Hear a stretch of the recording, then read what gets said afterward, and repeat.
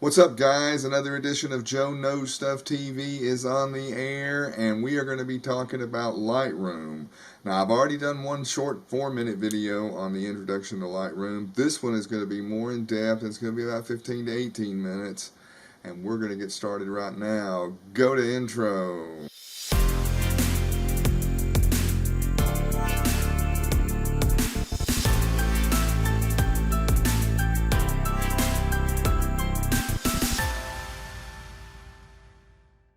Welcome back, boys and girls. In this episode of Joe Knows Stuff TV, I'm going to be talking briefly about Lightroom and some of the features. Lightroom is the best software to use if you're a photographer, even if you're an amateur. It's an organizing, file sorting, mapping of your photographs. If you've got hundreds of thousands of photographs like I do, you have to have a software like this. When you start Lightroom, it's not going to look like this. I've put my own identity plate in here. I've got 21,000 photographs in here. It's going to start out basic. But what you do when you first start is to open a catalog. You just go up here to File, New Catalog, and you make a new catalog. You file it. I recommend an external hard drive. I've got 4 external hard drives hooked to my computer. And you name it, Lightroom Catalog 2020. Or whatever you want. Then you go to import folders. To import folders, you're in here. Alright, we'll go to that in just a minute, but I'm going to run down. This is a preview. This is the preview of the photograph I've got selected. You've got grid view here, solo view here, compare mode here, which you compare 2 photographs that you've got selected. This selects like 4 photographs. If I was to hit shift and select these, it compares them like that. Survey mode, I think it's called. This is face detect, which I've got several people detected in my photographs and they're named. It's a way of, if I wanted to pull up all of Tammy's modeling that I've done with her over the years, I could just type in search for Tammy and software automatically takes me there. Alright, what the file I've got is a file of my best photographs. You can brief them by, I've got a mouse that turns, you can brief them. You can change the thumbnail size to large to see what you've got going on. You can turn the thumbnail size down very small to where you can briefly go through all your photographs and find the one you want. I usually keep it around midway, so I've got about 5 or 7 columns going across the screen. Alright, this is Lightroom shortcuts. They do not come in your program. I put them there to learn them there. I've got a video on how to do that in the end panels. Alright, this is your library module, mode, your develop module, mode, your map mode, your book mode, slideshow, print, and web. And what that does is, the library is where you store everything. It's where you import stuff. It's where you're getting your stuff. The develop module develops photographs, and let's say we want to go to this one and go to develop. We select on one, we hit develop, and develop brings up a whole new range of tools here.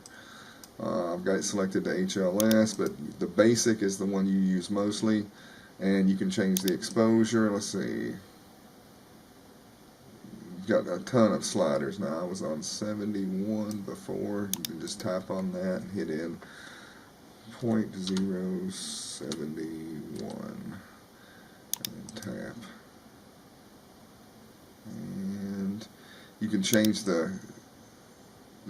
make it more warm or more cold depending on your preference of photos. To go back to, if it was in the original, you just double click on it and it goes back to the original, and that's true with all the sliders. You can control the contrast, the amount of highlights. If you add the highlights, it makes it more smoky. You can control the whites and the blacks, the texture, the clarity. Clarity makes it soft, good for portraits. And for a photo like this, I prefer a little clarity. You can control the vibrancy. Vibrancy is a selective way of depicting the colors. It doesn't select all the colors. Now, saturation selects all the colors and you can get some crazy colors from that. I'm going to double click on it to pull it back. You've got tone curve, which I rarely use. It's a curve, and I prefer sliders. And once again, to get it to go back, you just double click. You've got HLS, which controls individual colors. Let's say we want to bring out more aqua. We could really super saturate just the aqua in that photograph or any other photograph. Double click to go back. Split toning is real neat. Split toning gives you, you probably should start with a real desaturated photograph, but you can saturate the highlights with any color, or the highlights, say with yellow, and then saturate the blues, or saturate the shadows with blues, and you get an interesting split toning type effect where blues and yellows are coming out. But I want to go back to normal, so I'm just going to go back to saturation down all the way. Okay, you've got detail, which is your sharpening panel. Get rid of noise here. Sharpen it here. I'm going to make a detailed video about all of these. I'm just giving you an overview right now. You've got lens correction, which if you go to profile and hit these two, you've got other, like if you go to GoPro, it really warps it, but you can tell that it's usually on Nikon for me, because I use Nikon with this. Okay, lens correction. Transform's one I rarely use, but it's used for like buildings and cities and stuff. Most of the time when I use it, I use auto, but sometimes I have to get into the sliders. But what it does is it straightens buildings up, makes buildings look more correct. Alright, this is vignetting, which you've got darks, you've got whites, and you've got the midpoints. You know, it's an incredibly good vignetting tool. I use vignetting all the time. You can add grain to it and just double click to get it to go back. And then you got calibration, one that I rarely use, but it's a way of getting precise with your colors. That's a brief history of develop. Map module is really neat because you can take and map your photos where you're at. Now I don't have my map module hooked up because I use more Nikons than I do, but it's a way of, you can map, like if I know this photograph was taken in Iceland, well, it's got a map on it. It's got a little map on it, so it knows it was taken in Iceland. Most cameras don't have a GPS on it. You have to use your iPhone for that. That's a whole different video though. Book is where you can actually make a book with Lightroom. They've got a good service called Blurb, and it's really good. It's a decent book's $100, and that's with like 200 pictures in it. And I've got a book set up here, and it's literally, it makes an automatic book, but then you want to go in and edit it a little bit. But this is a book that I plan to get printed of some of my weird photography. And there's the back cover, the front cover. It's a really good service. Slideshow is another good service. It has transitions, speeds, all that's controllable. You can add music to it. It's a really good slideshow that you can export, create save slideshow, and it's real fast too. You just hit play and it instantly grabs, I think it's 450 photographs here. I've got a Ken Burns effect on the slideshow, so it gives it a little animation, and it's really cool. You can see I've got my music installed. It's just a really cool way of... Print is a way of sending your pictures out if you want to have them professionally printed, or you can make picture packages. I mean, it's just really unreal what you can do with pictures in this particular. You just add them and make a picture. It does it for you. And then web is something I'm not too familiar with, but it's a way of making a web gallery. I have my own website, and I've made a web gallery, but I've not got it posted or got it hosted or anything. I have my own website I have posted through Yahoo. But Lightroom is the program. Let's go back to library mode, and I'll show you how to import real quick and get photos into Lightroom. It's real simple to use. It looks complicated as heck, but once you learn it, it takes a couple of days if you work at it a lot. All right, let's go to import, and we'll find some photos to import. You can go to File, Import New Photos, or just hit that button there. It pulls up a whole new screen. This is what's important, this up here. Copy as DNG. Now, what is a DNG? Digital negative file.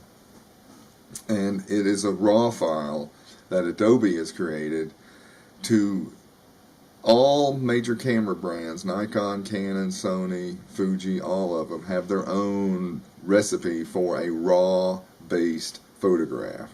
A raw-based photograph is all the information is stored and not compressed. Like a JPEG is terribly compressed. You can't do a lot with a JPEG, not like you can with a RAW.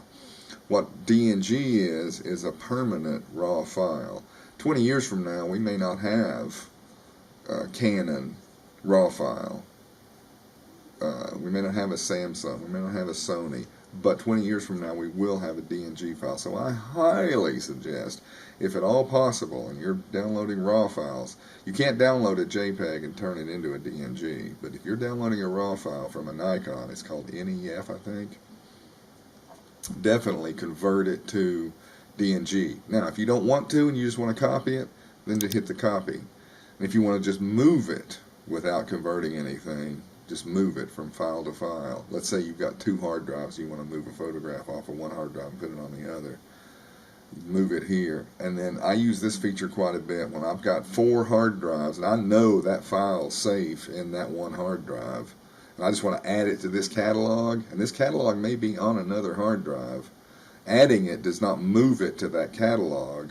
It simply references it from the original catalog it was. And that way I'm not taking up double space on my hard drives. Just an excellent way of organizing your photographs. Now, you find your source here. This is Windows for sources. You've got your local disk, and you've got different hard drives. And then when you plug in a media card to a card reader, it'll pop up here. Click on it, select your photos, come over here, and I recommend you do the embedded and sidecar setting, because what that does is embedded, it makes it's the whole photograph. It's huge. But if you're talking about using a photograph that's 6,000 by 9,000 pixels, that takes up a lot of time in your memory. So Sidecar, when you download it embedded in Sidecar, it automatically downloads the RAW file, places it where it can find it, and references and all that. But it also creates a small 2 megabyte Sidecar duplicate of this photograph that you use for editing. And it makes going through your photographs so much faster. When you're downloading 1,000 pictures from a shoot you did that day, it takes a long time to edit it if you're just dealing with RAW, because it takes a long time for RAW to pull up. So always, if you have the choice, choose this, embedded and sidecar. Always build smart previews. I recommend that. And always don't import suspected duplicates. Lightroom will recognize a file if it has the same name or space. I don't really make a second copy. And then here you can rename your files if they're coming off a disk. You want to rename them. I highly recommend staying organized in Lightroom. You just click on here and name your file whatever you want. You can set up different, like just the custom name original file number, so that way if the photograph's from a GoPro and it's number 100 in the GoPro, it'll be the custom name with the GoPro number. I tend to go with custom name in sequence, that way it's the name I give it plus 1, 2, 3, 4, 5 or whatever. You can go date, file name. It's unbelievable how you can organize your photographs here. You can start the number at 1 or 1,000,000. I don't do a lot here because I've done it here. And then here's where you drop it. Well, you always put keywords. Always put 2 or 3 keywords. Keywords that, let's say it's Daytona Beach. Just write in Daytona Beach. You know, that way if you ever search for something, you know you're searching for a place or a person or something. Here's where you drop it, and you can pull down on this menu to see. I've got a lot of files, but my catalog is Lightroom Files All 2020. I change my catalog every year, and then you can see how many subfolders I've got in that catalog. It goes all the way down to Lightroom plugins. Whitewater, Ukraine, Tulum, cruises. All my vacation photos are on here. Well, a lot of them from recent. When you want to drop it in your Lightroom Files catalog, you want to create a subfolder. Let's say I was downloading pictures of a mountain, Smoky Mountain trip, April. I would punch into subfolder April Smoky Mountain trip. And then you just hit import. Alright, let's find some photos on, let's go to F. Let's go to, let's just go to Joe's Photos. And we'll try Joe's Adventure Photos. We'll try Best Iceland Photos. Okay, let's say we like 3 of them. Go to uncheck all because it automatically comes out checked. Go to uncheck all and then select 3 you want. Hit the alt key, hit the control key to hit the 3 you want. Oh, let's say we don't want that one. We hit it again. Let's say we want to get Gullfoss here. We hit import. It takes just a few seconds to start importing it. 3 photos won't take any time. When you're downloading 1,000, you're going to have to go get a cup of coffee or something like that. Let's say we like this one. We go to develop. Now, I've probably got presets on this already. No, this seems to be a JPEG. Now, up here, you can hit I and flicker back through the information. It's 5,000 by 3,000. This time of day it was, the date it was, the shutter speed. So all your info is here, and just by flickering through information, you can get rid of the information, get that information, or get that information. And it is a JPEG, so I've got this in RAW, but not in that particular file. So all the settings, if I go back to basic, all the settings are going to be where I can change the highlights. I can bring the highlights down. I can bring the shadows down. I can change it to black and white. Now, something that's neat about, and then if I want to reset, all I have to do is go to reset. And it resets the photograph back to normal. Now, something that's real neat in Lightroom is presets. This will be the last topic I talk about on this one. Presets are really neat. I've got thousands of presets. Well, look at the banding in that photograph. It looks like the Northern Lights. These are weird. These are my Nightmare Before Christmas and Vincent. They're sort of haunted black and grays. Then you get into more of the traditional black and grays that you see on photography gallery walls. Tons of them. But it's not just black and gray. These are the native, these are my favorites, my favorite black and grays. These are the ones that are natively in Photoshop, and you can see what it does to the photograph just within just a second. And it's non-destructive. You can always get that original picture you brought back in. It's all done with layers. Okay, I want you to look at all the presets I've got, and these with the drop down menu have dozens in them. So I've literally got thousands of presets. Naturally, I have my favorites. One of my favorites is called Through the Woods, and that's what you search for when you buy it. It goes from that to that just instantly, and it's just a preset of all those sliders over there on the toolbars that makes it so much easier to scroll down through, and you're going to find things that you never knew you could do to a photograph. It's quite amazing. Another one of my favorites is by my man who I really like. I'm not going to give a shout out, but you can read who this guy is. And it's his Natural Everyday Presets. I'm a small channel. I don't want to shout out to the big names thinking I'm asking for their attention.